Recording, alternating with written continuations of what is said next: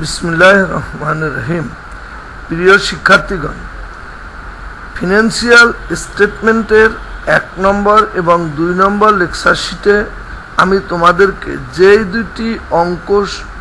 যেই দুটি লেকচার শিটে একটি অঙ্ক শিখিয়েছিলাম সেটা ছিল একটি বড় মাপের অঙ্ক। বাস্তবে তোমাদের কিন্তু অত বড় অঙ্ক কখনোই পরীক্ষায় আসে না। আমি আজকে তোমাদের পরীক্ষায় কি ধরনের অঙ্ক আসে তেমনই একটা অঙ্ক হুবহু এখানে প্রশ্ন এবং সমাধান করে দেখালাম, বিস্তারিত ব্যাখ্যা দিয়ে সমাধান করে দেখালাম। দেখো,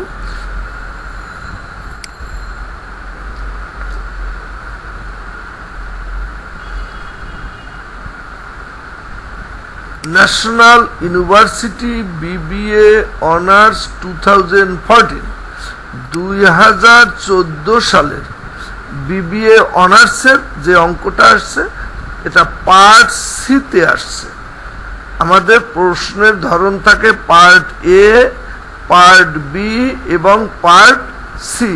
এটা পার্ট সি এ প্রবলেম C1 পার্ট সিতে থাকে। পার্ট সি এর প্রত্যেকটা প্রশ্নের নাম্বার থাকে 10। তাইলে এই 10 নাম্বারের একটা অঙ্ক আমরা এখানে হুবহু তোমাদেরকে প্রশ্নটা পড়ে এবং সমাধান করে দেখালাম, যাতে তোমরা সহজেই বুঝতে পারবে যে তোমাদের পরীক্ষার প্রশ্নগুলি কোন লেভেলের থাকে। দেখো, আমি যে অঙ্কটা তোমাদেরকে ওখানে 2টা লেকচার শিটে শিখে আসছি, সে 2টা অঙ্ক এতই বড় যে অত বড় অঙ্ক কখনো পরীক্ষায় আসে না বা 10 মার্কসের জন্য আসতে পারে না। এখন দেখো, আমাদের 10 নাম্বারের উপযুক্ত একটা সালের অঙ্ক, ন্যাশনাল ইউনিভার্সিটি বিবিএ অনার্স 2014। দেখো, প্রশ্নটা আমি পড়ি। The trial balance of Seema Fashion given below. Seema ফ্যাশনের ট্রায়াল ব্যালেন্স দেওয়া দেওয়া আছে বিলো নিম্নরূপ। Seema Fashion trial balance December 31, 2013। দেখো, অ্যাকাউন্ট টাইটেল ডেবিট টাকা, ক্রেডিট টাকাটা হুবহু প্রশ্নটা আমি তুলে নিয়েছি। Cash, account receivable, merchandise inventory, store supplies, store equipment, accumulated depreciation, store equipment, purchase, freight in, purchase returns, notes payable, accounts payable, capital SIMA, drawings SIMA, sales return, salaries expenses, advertising expense, utility expenses, repair expenses, delivery expenses, rent expenses, total 6,95,500, 6,95,500। এই ছিল total রেওয়া মিল। এখন এখানে দেখো, trial ব্যালেন্সের ভিতরে আমি 3টা colour দিয়ে আলাদা আলাদা করে এন্ট্রিগুলি তোমাদেরকে দেখানোর চেষ্টা করেছি।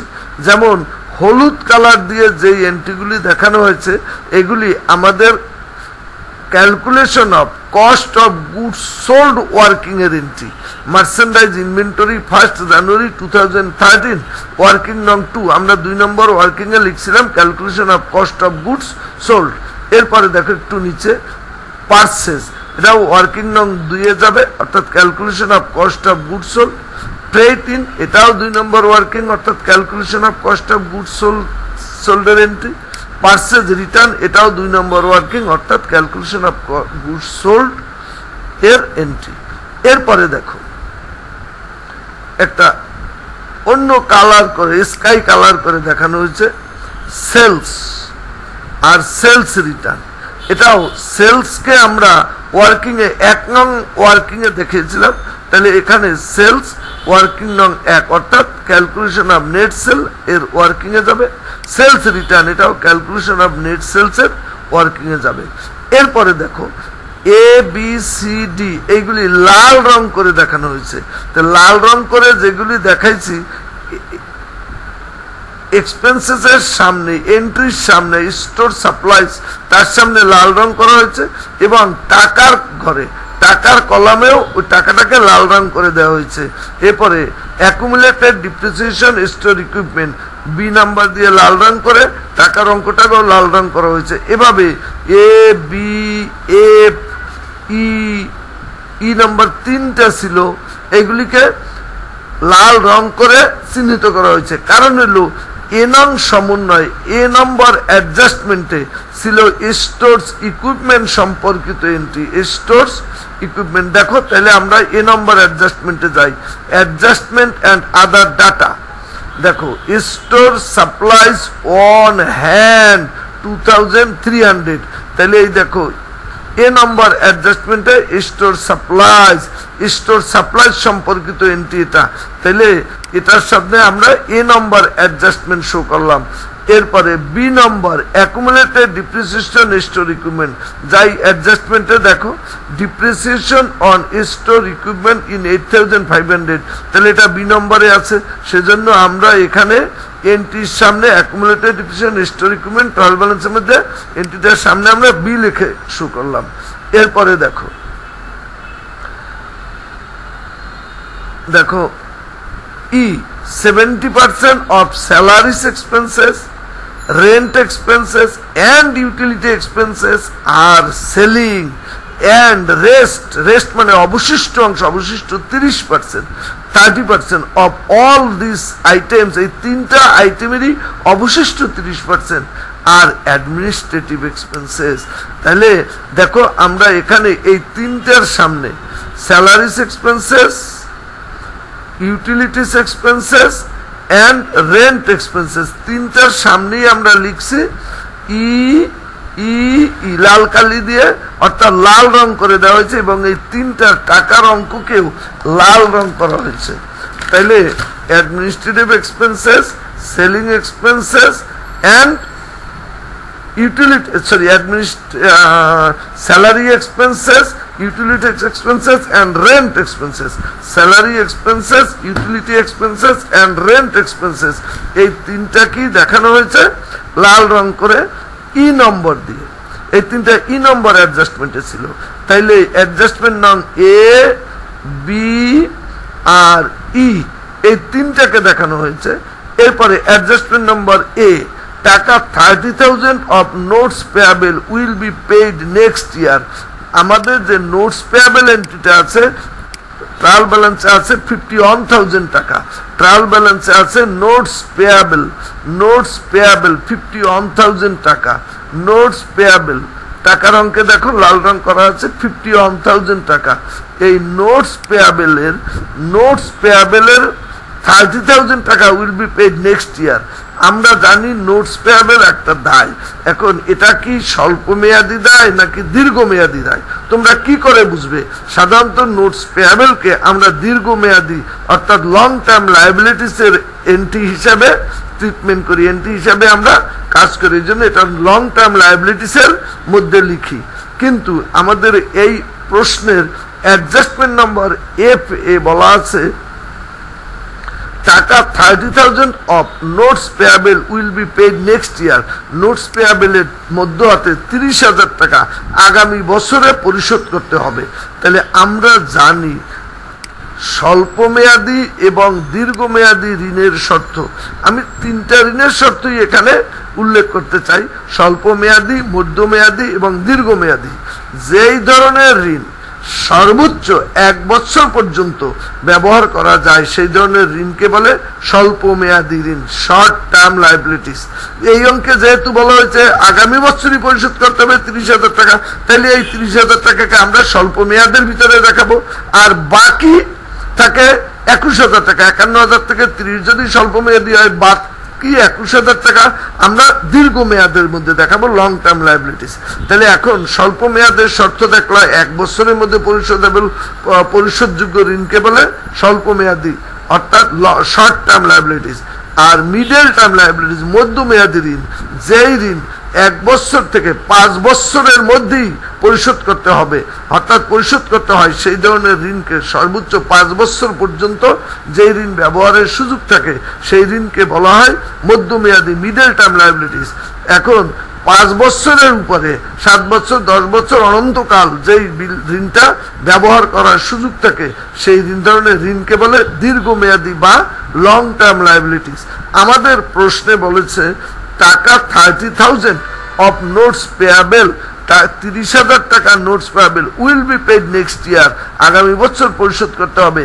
তাহলে আমরা বলতে পারি আগামী বছর মানে 1 বছরের মধ্যেই যেটা পরিশোধ করতে হবে সেটা শর্ট টার্ম, আর বাকি 21,000 টাকা মিডল টার্ম না লং টার্ম। সাধারণত আমাদের ফিনান্সিয়াল স্টেটমেন্টের অঙ্কে শর্ট টার্ম এবং লং টার্মের ট্রিটমেন্ট আছে, কাজ আছে, মিডল টার্মের কোনো এন্ট্রি এখানে থাকে না। তাইলে আমরা 30,000কে যদি বলি স্বল্প মেয়াদী, বাকি 21,000 অবশ্যই দীর্ঘমেয়াদী লায়াবিলিটিসে দেখাবো। তাহলে এই জন্য এফ নম্বর এন্ট্রির সামনে এফ নম্বর সমন্বয়টা আমরা ট্রায়াল ব্যালেন্সের মধ্যে নোটস পেয়াবেলের সামনে এফ নামে লিখে লাল রং করে হাইলাইটস দেখিয়েছি। এখন দেখো তাইলে প্রতিটা সমন্বয়ের কাজগুলি কিভাবে আসবে।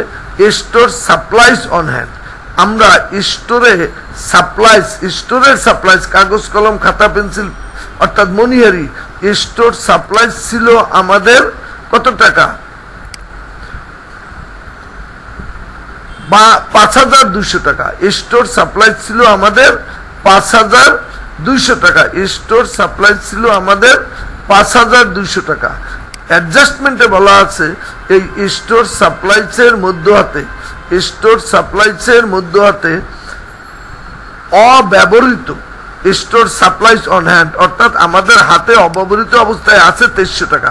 তাহলে আমরা বলতে পারি বাকি অবশিষ্ট 2900 টাকা আমাদের এবছর খরচ হয়ে গেছে, স্টোরসের সাপ্লাইজ বাবদ ব্যয় হয়েছে, আর বাকি 2300 টাকা আনইউজড টাইমে হাতে আছে।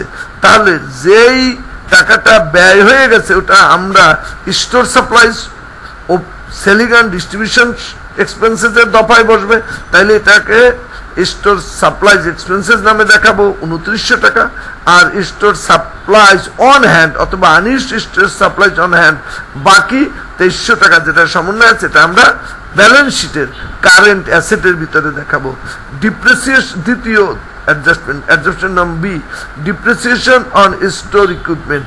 স্টোর ইকুইপমেন্টের চলতি বছরের অবচয় হয়েছে 8,500, যাই আমরা ট্রায়াল ব্যালেন্সের মধ্যে, ট্রায়াল ব্যালেন্স অর্থাৎ রেওয়া মিলের মধ্যে accumulated depreciation on stores equipment আমাদের দেয়া আছে 22,000 টাকা।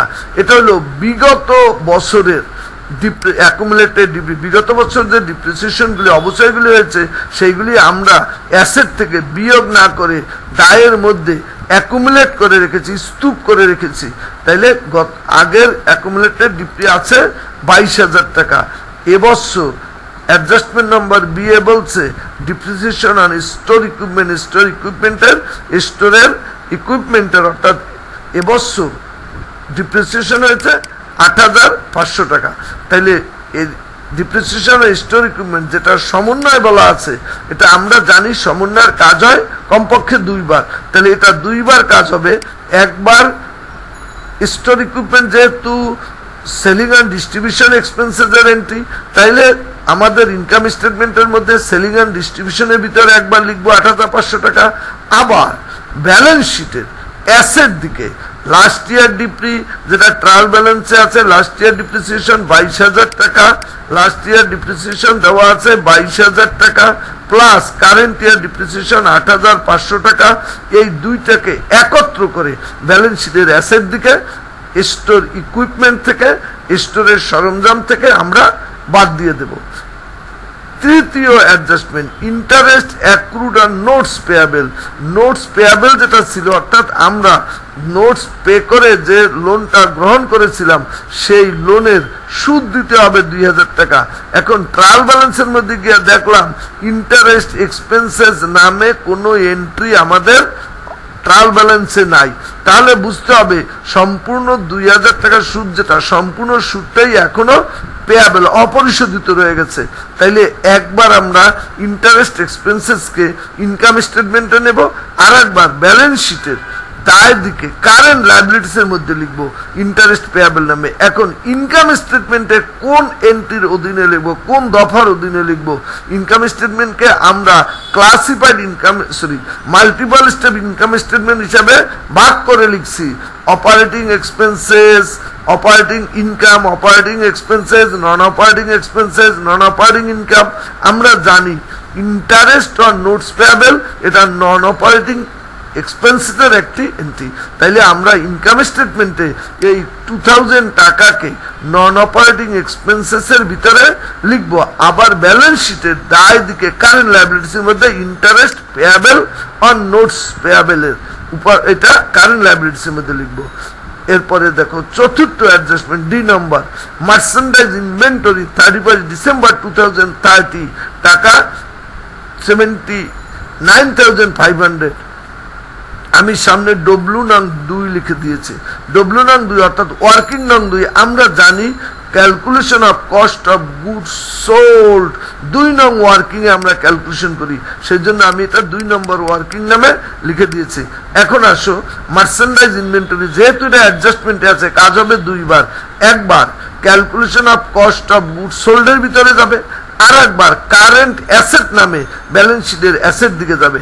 অর্থাৎ একবার 2 নম্বর ক্যালকুলেশনে 2 নম্বর ওয়ার্কিং এ calculation of cost of goods sold এর মধ্যে সবশেষে বাদ দিয়ে দেব লেস এন্ডিং মার্চেন্ডাইজ ইনভেন্টরি নামে।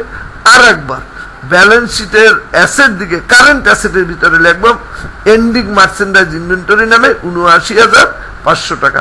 এরপরে দেখো এর পরবর্তী adjustment 70% of salaries comma rent expenses and utilities expenses, অর্থাৎ স্যালারিরও 70%, রেন্টেরও 70% এবং ইউটিলিটি এক্সপেন্সেসেরও 70% দেখাতে হবে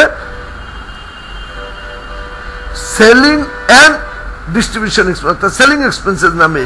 অ্যান্ড দ্য রেস্ট অবশিষ্ট অংশ, অবশিষ্ট থাকে 30% অফ অল দিস আইটেমস, অর্থাৎ এই স্যালারি এক্সপেন্সেস, রেন্ট এক্সপেন্সেস এবং ইউটিলিটিস এক্সপেন্সেস এই তিনটারই অবশিষ্ট 30% অফ অল দিস আইটেমস আর অ্যাডমিনিস্ট্রেটিভ এক্সপেন্সেস। অর্থাৎ 70% দেখাবো সেলিং অ্যান্ড ডিস্ট্রিবিউশন এক্সপেন্সেসের ভিতরে, আর 30% দেখাবো অফিস অ্যান্ড অ্যাডমিনিস্ট্রেশনের ভিতরে। তাহলে যাও আমরা দেখাই কিভাবে এটাকে আমরা কাজ করে আসছি, একটু দেখে আসি। এই দেখো selling and distribution expenses income স্টেটমেন্টের মধ্যে সেলিং অ্যান্ড ডিস্ট্রিবিউশন এক্সপেন্সেসের অধীনে আমরা লিখছি স্যালারি এক্সপেন্সেসের 70%, ইউটিলিটিস এক্সপেন্সেসের 70%, রেন্ট এক্সপেন্সেসের 70%, আর রেস্ট অবশিষ্ট 30% আমরা লিখছি অফিস অ্যান্ড অ্যাডমিনিস্ট্রেশন এক্সপেন্সেসের ভিতরে। এই দেখো স্যালারি এক্সপেন্সেসের 30%, ইউটিলিটিস এক্সপেন্সেসের 30%, রেন্ট এক্সপেন্সেসের 30%। তাহলে আমরা দেখতে পেলাম যে স্যালারিজ, ইউটিলিটিস অ্যান্ড রেন্ট এক্সপেন্সেসের 70% সেলিং অ্যান্ড ডিস্ট্রিবিউশন আইটেম আর 30% অফিস অ্যান্ড অ্যাডমিনিস্ট্রেশন এক্সপেন্সেস। এরপরে দেখো আমাদের কয়টা সমন্বয় ছিল, অ্যাডজাস্টমেন্ট ছিল। 1 নম্বরে ছিল store supplies on hand, B নম্বরে ছিল depreciation on store equipment, C নম্বরে accrued interest on notes payable, D নম্বরে মার্চেন্ডাইজ ইনভেন্টরি 31 ডিসেম্বর, ই নম্বরে 70% স্যালারিজ এক্সপেন্সেস, রেন্ট এক্সপেন্সেস আর ইউটিলিটিস এক্সপেন্সেস আর selling, and the rest of all these items are administrative. 30 এরপরে 8 নম্বর adjustment ছিল টাকা 30,000 of notes payable will be paid next year, notes পেয়াবেলের 30,000 টাকা পরবর্তী বছরে পরিশোধ করতে হবে। তাহলে এখন দেখো প্রত্যেকটা অ্যাডজাস্টমেন্টের আমি আলাদা আলাদা ভাবে এখানে ব্যাখ্যা করে দেখিয়েছি। দেখো অ্যাডজাস্টমেন্টের কোথায় কোথায় কাজ হবে তা বিস্তারিত ব্যাখ্যা করে দেখানো হলো। এর ফলে অ্যাডজাস্টিং জার্নাল করাও সহজ হবে। স্টোর সাপ্লাইজ এ নম্বর অ্যাডজাস্টমেন্ট ছিল, স্টোর সাপ্লাইজ ক্রয় করা হয়েছিল 5,200 টাকা, তা হতে অব্যবহৃত অবস্থায় হাতে আছে 2300 টাকা। অতএব আমরা সেলিং অ্যান্ড ডিস্ট্রিবিউশন এক্সপেন্সেসে দেখাবো 5200 বিয়োগ 2300 সমান 2900 টাকা, এবং আনইউজড স্টোর সাপ্লাইজ নামে বিএস এর ব্যালেন্স শিটের কারেন্ট অ্যাসেটে দেখাবো 2300 টাকা। আবার দেখো ট্রায়াল ব্যালেন্সে স্টোর সাপ্লাইজ ছিল কত? 5200, ক্রয় করা হয়েছিল 5200 টাকা, তাহলে অব্যবহৃত অবস্থায় হাতে আছে 2300 টাকা। অতএব আমরা সেলিং অ্যান্ড অ্যাডমিনিস্ট্রেটিভ এক্সপেন্সেসে দেখাবো 5200 বিয়োগ 2300 সমান 2900 টাকা, এবং আনইউজড স্টোর সাপ্লাইজ নামে বিএস অর্থাৎ ব্যালেন্স শিটের কারেন্ট অ্যাসেটের মধ্যে দেখাবো 3200 টাকা। দ্বিতীয় নম্বর অ্যাডজাস্টমেন্ট, বি নং adjustment, depreciation on store equipment in টাকা 8500, অর্থাৎ চলতি হিসাব বর্ষে অবচয় হয়েছে 8500 টাকা। অতএব আমরা সেলিং অ্যান্ড ডিস্ট্রিবিউশন এক্সপেন্সেসে দেখাবো depreciation expenses on store equipment নামে 8500 টাকা। এখানে আরেকটু স্মরণ করিয়ে দেই, স্টোর ইকুইপমেন্ট আমরা জানি স্টোর মানে selling and distribution related expenses, অতএব স্টোর ইকুইপমেন্টের ডিপ্রিসিয়েশনে সেলিং অ্যান্ড ডিস্ট্রিবিউশনই যাবে। আবার ব্যালেন্স শিটে ফিক্সড অ্যাসেটে স্টোর ইকুইপমেন্ট হতে ট্রায়াল ব্যালেন্সের মধ্যে accumulated depreciation on store equipment 22000 টাকা, এর সাথে এই অ্যাডজাস্টমেন্টের 8500 একত্রে করে 22000 যোগ 8500 সমান 30500 টাকা ব্যালেন্স শিটের অ্যাসেট দিকে স্টোর ইকুইপমেন্ট হতে বিয়োগ করে দেখাতে হবে। এরপরে দেখো তৃতীয় নম্বর adjustment, interest expenses on notes payable. Interest expenses on notes payable নামে একবার নন অপারেটিং এক্সপেন্সেসে দেখাতে হবে 2000 টাকা।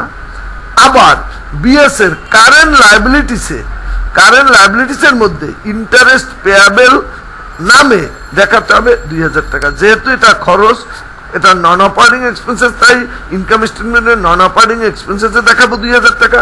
আবার এই টাকাটা যেহেতু এখনো পরিশোধ করা হয় নাই, আমাদের পরিশোধ করতে হবে, তাইলে ইন্টারেস্ট পেয়াবেল নামে কারেন্ট লায়াবিলিটিসের ভিতরে দেখাবো 2000 টাকা।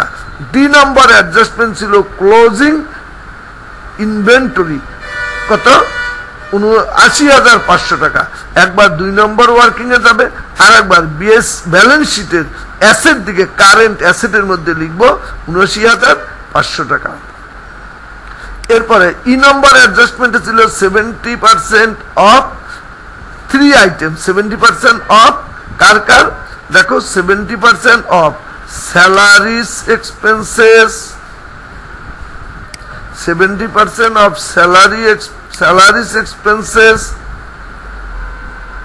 rent expenses, তাহলে একবার 70% বলছে তিনটার কথা, রেন্ট এক্সপেন্সেস, আবার বলছে and utilities expenses, 70% of salary expenses, rent expenses and utilities expenses are selling expenses, and rest মানে অবশিষ্ট 30%, and rest মানে অবশিষ্ট 30%, and এই রেস্ট মানে অবশিষ্ট রিমেইনিং অবশিষ্ট 30% of all this বলতে এই 3 items, salary expenses, rent expenses and utility expenses are administrative expenses। সেজন্য আমরা এখানে ব্যাখ্যায় লিখে দিয়েছি এই তিনটি খরচের 70% নিতে হবে সেলিং অ্যান্ড ডিস্ট্রিবিউশন এক্সপেন্সেসে, অবশিষ্ট 30% নিতে হবে অফিস অ্যান্ড অ্যাডমিনিস্ট্রেশন এক্সপেন্সেসে। এরপরে টাকা 30,000 of notes payable will be paid next year, অর্থাৎ 51,000 টাকার আছে ট্রায়াল ব্যালেন্সের মধ্যে, নোটস পেয়েবল আছে 51,000 টাকা, ট্রায়াল ব্যালেন্সের মধ্যে নোটস পেয়েবল আছে 51,000 টাকা, ট্রায়াল ব্যালেন্সের মধ্যে নোটস পেয়েবল আছে 51,000 টাকা। এর মধ্যে হতে 30,000 টাকা আগামী বছর পরিশোধ করার কথা বলা হয়েছে, তার মানে 30,000 টাকা শর্ট টার্ম লায়াবিলিটিস এ এবং অবশিষ্ট 21,000 টাকা লং টার্ম লায়াবিলিটিসে দেখাতে হবে। এই ছিল আমাদের ট্রায়াল ব্যালেন্স এবং অ্যাডজাস্টমেন্ট। আমি অ্যাডজাস্টমেন্টগুলি ব্যাখ্যা করে তোমাদের দেখালাম। আমাদের অঙ্কে ইনস্ট্রাকশন অর্থাৎ রিকোয়ারমেন্ট কি কি কাজ করতে বলছে। 1 নম্বরে বলা আছে preparation A multiple step income statement for the year ended 31 December 2013 and prepare a classified balance sheet। তাহলে ইনকাম স্টেটমেন্ট করতে বলা আছে মাল্টিপল স্টেপ, আর ব্যালেন্স শিট করতে বলছে ক্লাসিফাইড ব্যালেন্স শিট, অর্থাৎ ব্যালেন্স শিটকে ভেঙে ভেঙে দেখাতে হবে। ব্যালেন্স শিট কোথায় কোন আইটেম, অর্থাৎ fixed asset, current asset, long term liabilities, short term liabilities, এভাবে ভেঙে ভেঙে দেখানোকে বলা হয় ক্লাসিফাইড ব্যালেন্স শিট। তাইলে এখন আসো আমরা সমাধানে যাই। অ্যান্সার টু দ্য কোশ্চেন নং 1, Seema Fashion income statement for the year ended 31 December 2013। দেখো একটা অঙ্কে অ্যান্সার টু দ্য কোশ্চেন নং লিখে যা যা লিখতে হয় আমি টোটাল কথাগুলি এখানে লিখে দিয়েছি। তোমাদের এই ফরম্যাটটা ফলো করতে হবে। এর বাইরে কিছু তোমার সংযোজন বা বিয়োজন অর্থাৎ যোজন বিয়োজন করার দরকার নাই, কিছু বাড়তি যোগও করার দরকার নাই, কিছু বাদ দেওয়ারও দরকার নাই। এতটুকু লিখলে তোমার এখানে এই অঙ্কের উপরে কলম টাচ করবে না, ফুল মার্কসটা তুমি এখান থেকে ক্যারি করতে পারবে। তাহলে দেখো operating income sales less sales return. এখন দেখো এখানে একটা মজার এন্ট্রি, সেটা হলো আমাদের যে ভিত্তি অঙ্কটা তোমাদের 2টা লেকচারে আমি আলোচনা করে দিয়ে আসছি। সেখানে সেলসের সাথে 5টা এন্ট্রি ছিল এবং কস্ট অফ গুডস সোল্ডের সাথে 13টা এন্ট্রি ছিল। সেজন্য আলাদা অপারেটিং ইনকাম করার সময় নেট সেল ওয়ার্কিং করে এনে ওয়ার্কিং নং 1 নামে লিখছি, আর sales cost of goods sold আলাদা ওয়ার্কিং করে এনে এখানে ওয়ার্কিং নং 2 নামে এখানে বসিয়েছিলাম। কিন্তু এখানে দেখো অপারেটিং ইনকাম এর ভিতরে সেলস লেস সেলস রিটার্ন শুধু 2টা এন্ট্রি, সেলস একটা আর সেলসের থেকে রিটার্ন আছে মাত্র একটা। তাহলে সেলস লেস সেলস রিটার্ন, ওই জন্য আলাদা ওয়ার্কিং না করে ইনকাম স্টেটমেন্টের মধ্যেই করা হয়েছে। এখন দেখো সেলস লেস সেলস রিটার্ন আর কস্ট অফ গুডস সোল্ডের ভিতরে এখানে মাত্র 4টে এন্ট্রি আছে। দেখো opening inventory 44,700, purchase 1,97,400, less purchase return 3,000, থাকলো 1,94,400। অ্যাড ফ্রেট ইন অথবা ক্যারেজ ইন, তাহলে ফ্রেট ইন আছে আমাদের 5,000, এটা যোগ করার পরে আমাদের হইল 2,44,100, লেস ক্লোজিং মার্চেন্ডাইজ ইনভেন্টরি বা ক্লোজিং ইনভেন্টরি বা ক্লোজিং স্টক 79,500 বাদ দিলে থাকলো 1,64,600। তাহলে আমাদের অপারেটিং ইনকাম ছিল 4,52,200, তার থেকে কস্ট অফ গুডস সোল্ড 1,64,600 বাদ দিলে গ্রোস প্রফিট বা গ্রোস মার্জিন বা কন্ট্রিবিউশন মার্জিন, গ্রোস প্রফিট বা গ্রোস মার্জিন বা কন্ট্রিবিউশন মার্জিন থাকলো 2,87,600 টাকা। এখন আসো, এটা গেল গ্রস প্রফিট। এখন বের করব নেট প্রফিট। তাহলে নেট প্রফিট বের করতে গেলে আমাদের 4টে ধাপ অতিক্রম করার প্রয়োজন ছিল। আমরা দেখিয়ে আসছি ওখানে 4টে ধাপ অতিক্রম করার পরে বের হয় নেট প্রফিট, নেট ইনকাম। প্রথমে অপারেটিং এক্সপেন্সেস লিখবা সেলিং অ্যান্ড ডিস্ট্রিবিউশন এক্সপেন্সেস, তারপরে অফিস অ্যান্ড অ্যাডমিনিস্ট্রেশন এক্সপেন্সেস, তারপরে নন অপারেটিং ইনকাম, তারপরে নন অপারেটিং এক্সপেন্সেস। এই 4টে ধাপ অতিক্রম করার পরে আমরা পাবো নেট ইনকাম বিফোর ট্যাক্স, তার থেকে লেস ট্যাক্স অথবা ইনকাম ট্যাক্স বাদ দিলে পাবো নেট ইনকাম আফটার ট্যাক্স। আমাদের এই অঙ্কে নন অপারেটিং ইনকামেরও কোনো এন্ট্রি ছিল না, আমরা নীল লিখে দেখিয়েছি। আবার ইনকাম ট্যাক্স ছিল না, ট্যাক্স বা ইনকাম ট্যাক্সও ছিল না, ওটা নীল লিখে আমরা দেখিয়েছি। তাইলে আমাদের নেট ইনকাম আফটার ট্যাক্স বেরোলো 93,000 টাকা। এটা হলো নেট ইনকাম। এখন দেখো, তাইলে আমি যে সমন্বয়গুলি অ্যাডজাস্টমেন্টগুলি তোমাদের সামনে আলোচনা করলাম, সেই অ্যাডজাস্টমেন্টগুলির প্রয়োগ দেখো।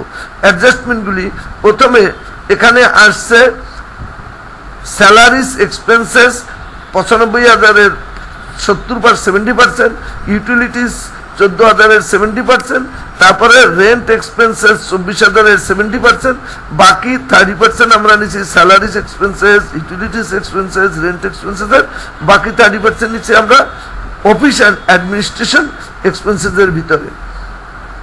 এখন দেখো depreciation expenses, depreciation on store equipment এর অ্যাডজাস্টমেন্টের মধ্যে যে ৮৫০০ টাকা ছিল সেটাও আমরা এখানে শো করেছি। কোথায়? সেলিং অ্যান্ড ডিস্ট্রিবিউশন, কারণ এই ডিপ্রিসিয়েশনটা ছিল স্টোর ইকুইপমেন্টের। কার? Store equipment. আমরা জানি স্টোর মানে সেলিং রিলেটেড, বিক্রয় এবং বন্টন সংক্রান্ত খরচ, ওই জন্য ডিপ্রিসিয়েশন অন স্টোর ইকুইপমেন্টকে আমরা শো করেছি সেলিং অ্যান্ড ডিস্ট্রিবিউশন এক্সপেন্সেসের ভিতরে। আর স্টোর সাপ্লাইসের যতটুকু এবছর খরচ হয়েছে, আমাদের টোটাল স্টোর সাপ্লাইস ছিল ৫,২০০ টাকা। একটু দেখো, আমি আর একবার দেখিয়ে দিই। ৫,২০০ minus unused store supplies in hand আছে ২,৩০০, তাহলে ৫,২০০ থেকে ২,৩০০ বাদ দিলে বাকি ২৯০০ টাকা আমাদের অ্যাডজাস্টমেন্টের নামে এখানে আসছে। তাহলে দেখো, স্টোর সাপ্লাইজ এক্সপেন্সেস আমরা দেখালাম ২৯০০ টাকা, আর ডিপ্রিসিয়েশন অন স্টোর ইকুইপমেন্ট দেখালাম ৮,৫০০ টাকা। আর এখানে আমাদের অ্যাডজাস্টমেন্টের এন্ট্রি আর কোনোটাই আসে নাই।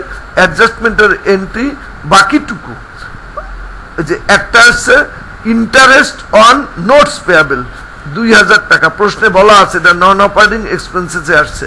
এরপর দেখো আমাদের নেট ইনকাম বেরোলো কত? ৯,০০০ টাকা।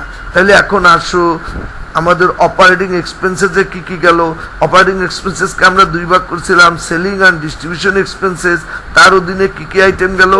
Store supplies expenses, depreciation on store equipment, আর ওই 30%, তিনটা 30%, স্যালারি এক্সপেন্সেসের 30%, ইউটিলিটিসের 30%, রেন্টের 30%, আর অ্যাডভার্টাইজিং এক্সপেন্সেস এবং ডেলিভারি এক্সপেন্সেস আলাদাই ট্রায়াল ব্যালেন্সে দেয়া আছে।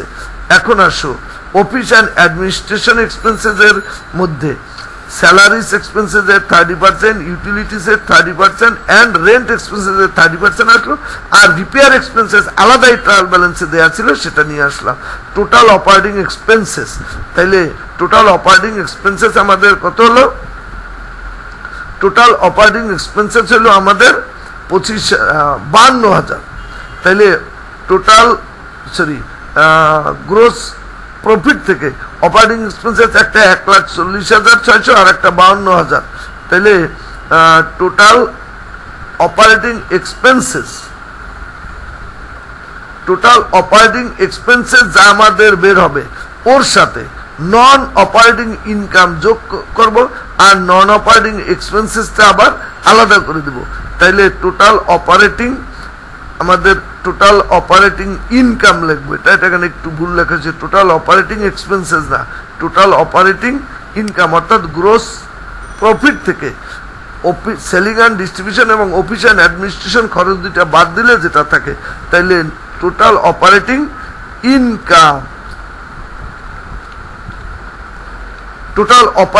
ইনকাম দাঁড়ালো আমাদের ৯৫,০০০ টাকা। কিভাবে আসলো দেখো টোটাল অপারেটিং ইনকাম আসলো আমাদের ৯৫,০০০ টাকা। কিভাবে আসলো এটা দেখো একটু।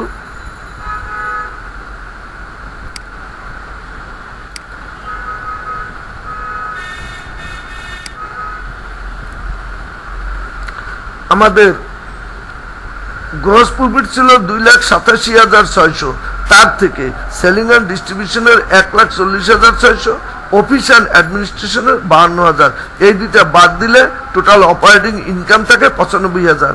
তার সাথে যদি নন অপারেটিং ইনকাম প্রশ্নে থাকতো সেটা যোগ করে দিতাম, যোগ করলে যা দাঁড়াইতো তার থেকে নন অপারেটিং এক্সপেন্সেস অর্থাৎ interest expenses on notes payable যেটা আছে ২,০০০, এটা বাদ দেওয়ার পরে নেট ইনকাম বিফোর ট্যাক্স বেরোলো ৯৩,০০০ টাকা। এখন প্রশ্নে যদি ট্যাক্স অথবা ইনকাম ট্যাক্স থাকতো সেটা আমরা বাদ দিতাম, বাদ দিলে থাকতো নেট ইনকাম আফটার ট্যাক্স। তাহলে নেট ইনকাম বিফোর ট্যাক্স মানে EBIT, earning before tax, EBIT, এটাকে বলে ইবিটি, আর্নিং বিফোর ট্যাক্স। তার থেকে যদি আমরা ট্যাক্স বাদ দিয়ে দেই তাইলে যে ফিগারটা থাকবে তাকে বলে ইএটি, আর্নিং আফটার ট্যাক্স। তাইলে আমাদের একটা এই পরীক্ষা লেভেলের অঙ্কের ইনকাম স্টেটমেন্ট এবং ব্যালেন্স শিট দেখালাম। এখন ব্যালেন্স শিট করার আগে, ব্যালেন্স শিট দেখানো হয় না এখনো, ব্যালেন্স শিট করার আগে প্রথমেই আমাদের করতে হবে ওনার্স ইকুইটি। ইনকাম স্টেটমেন্টের পরে owners equity, capital at net income less drawings, capital at net income less drawings. তাহলে প্রশ্নে ক্যাপিটাল দেওয়া আছে 1,10,000, অ্যাট নেট ইনকাম দেওয়া আছে, ক্যাপিটাল অ্যাট নেট ইনকাম আমরা বের করলাম 93,000 টাকা, লেস ড্রয়িংস আমাদের উত্তোলন দেওয়া আছে প্রশ্নে 20,000 টাকা বাদ দিলে ব্যালেন্স থাকলো 83,000। তাইলে রিটেন আর্নিং এর ব্যালেন্সটা liabilities and owners equity, balance শিটের লায়াবিলিটিস অ্যান্ড ওনার্স ইকুইটির মধ্যে একবারে নিচে, ব্যালেন্স শিটের একবারে নিচে লায়াবিলিটিস অ্যান্ড ওনার্স ইকুইটির মধ্যে লং টার্ম লায়াবিলিটিস এর অধীনে বসবে owners equity balance, owners equity balance, owners equity balance নামে 1,83,000 টাকা। তাহলে দেখো এখন ব্যালেন্স শিটের আইটেমগুলি কি কি ছিল? ফিক্সড অ্যাসেট, ফিক্সড অ্যাসেটে ছিল ট্রায়াল ব্যালেন্সে store equipment 85,000, less accumulated depreciation, সংক্ষেপে লেখা হয়েছে অ্যাকুমুলেটেড ডিপ্রিসিয়েশন, স্তূপীকৃত অবচয় ট্রায়াল ব্যালেন্সের ভিতরে আছে 22,000 টাকা, আর অ্যাডজাস্টমেন্ট আছে 8,500, দুইটা যোগ করে একবারে এই যে 85,000 থেকে এটা বাদ দিয়ে দেখানো হলো। তাহলে অ্যাকুমুলেটেড ডিপ্রিসিয়েশন অ্যাসেট থেকে বাদ দিয়ে দেখাতে হবে। লাস্ট ইয়ার একটা যেটা ট্রায়াল ব্যালেন্স আছে ওটা, আর কারেন্ট ইয়ার একটা যেটা সমন্বয় আছে অ্যাডজাস্টমেন্ট আছে, দুইটা যোগ করে একবারে বিয়োগ দিয়ে দেবো। এরপরে আসো অন্য কোনো current asset, sorry fixed asset আর এই অঙ্কটাই ছিল না। সাধারণত এমনই একটা দুইটা এন্ট্রি মিলে এক একটা আইটেম থাকবে। কারেন্ট অ্যাসেট, কারেন্ট অ্যাসেটের ভিতরে আছে ক্যাশ বা ক্যাশ ইন হ্যান্ড বা ক্যাশের ব্যাংক যদি থাকে এই অঙ্কে আছে ক্যাশ নামে, অ্যাকাউন্ট রিসিভেবল, মার্চেন্ডাইজ ইনভেন্টরি অর্থাৎ ending merchandise inventory. Merchandise inventory কোনটা? এখানে কিন্তু বিগিনিং এরটা আসবে না, এখানে আসবে কোনটা? 31 ডিসেম্বর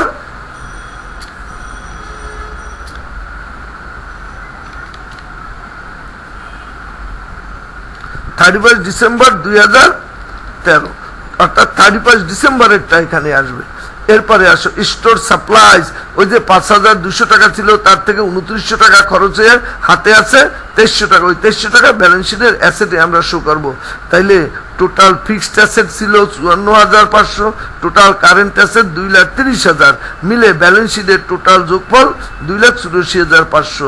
এখন আসো liabilities and owners equity. Current liabilities, accounts payable ছিল প্রশ্নে আমরা দেখালাম 48,500, নোটস পেয়াবল ছিল আসলে 51,000 টাকা, নোটস পেয়াবল ছিল আমাদের 51,000 টাকা। তার থেকে নেক্সট ইয়ারের যেই 30,000 টাকা পেড করতে হবে সেটা যদি আমরা বিয়োগ করে দেখাই তাইলে আমাদের কারেন্ট লায়াবিলিটিস আর থাকে 30,000 টাকা। সরি, এখানে বিয়োগ করবো না, এখানে বিয়োগ করবো না, এখানে তো বলাই আছে 30,000 টাকা নেক্সট ইয়ারে দেবো, আর এখানে আমরা বিয়োগ করবো, আগে থেকেই বিয়োগ করা আছে, তাহলে এটা আমরা ডিলিট করে দিই। তাইলে আমি বলতে পারি নোটস পেয়াবল যেই 30,000 টাকা নেক্সট ইয়ার অর্থাৎ আগামী বছর পরবর্তী বছরই পরিশোধ করতে হবে, এটা কারেন্ট লায়াবিলিটিসে। আর নোটস পেয়াবলের অবশিষ্ট কত থাকে 21,000 টাকা, এটা লং টার্ম লায়াবিলিটিসে যাবে। এরপরে ইন্টারেস্ট পেয়াবল, ওই যে প্রশ্নে দেওয়া আছে নন অপারেটিং এক্সপেন্সেস নামে আমরা দেখে ওখানে শো করছি সেই 2,000 টাকা। এখন আসো লং টার্ম লায়াবিলিটিস, এই অঙ্ক একটাই আছে নোটস পেয়াবলের আংশিক, আর ওনার্স ইকুইটি ওয়ার্কিং করে যে টাকাটা আমরা পেলাম সেটা এখানে 1,83,000 টাকা শো করলাম। তাহলে ব্যালেন্স শিটের অ্যাসেটের যোগফল 2,84,000, 2,84,500, সমপরিমাণ টাকা আমাদের দায়েও আসছে 2,84,500। তাইলে আমরা বলতে পারি ব্যালেন্স শিটের অ্যাসেট এবং লায়াবিলিটিস দুই দিক আমাদের সমান হয়ে গেছে, অর্থাৎ অঙ্কটা মিলে গেছে। তাহলে দেখো কত ছোট অঙ্ক তোমাদের পরীক্ষায় আসে, একটা দুইটা, সর্বোচ্চ 3টা 4টের বেশি সমন্বয় অ্যাডজাস্টমেন্টও থাকে না। এই অঙ্কটাই সর্বোচ্চ আমরা পাইলাম 5টার সমন্বয়, 4টা 5টা এমনই থাকে। তাহলে আমরা একটা পরীক্ষার লেভেলের অঙ্ক, সি পার্টে 10 মার্কসের লেভেলের অঙ্ক প্রশ্ন কিভাবে থাকবে এবং সমাধান আমরা কিভাবে করব, সমন্বয়গুলির বিস্তারিত ব্যাখ্যা আমি করে দেখালাম। তোমরা একাধিকবার ইউটিউবে ঢুকে এই অঙ্কটা দেখার চেষ্টা করো, তাহলে দেখবে পরবর্তী অঙ্কগুলি এর চেয়েও আরো ইজি, আরো সহজভাবে তোমরা বুঝতে পারবে। খোদা হাফেজ।